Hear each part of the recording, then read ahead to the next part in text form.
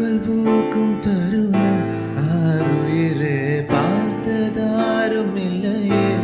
நேற்று வரை நேரம் போகவில்லையே, உனதருகே நேரம் போதவில்லையே. இதயம் முழுதும் இருக்கும் இந்த தயக்கம் எங்கு கொண்டு நிறுத்தும்? இதை அறிய எங்கு கிடைக்கும் விளக்கம்? அது கிடைத்தால் சொல்ல வேண்டும் எனக்கும். பூந்தளிரே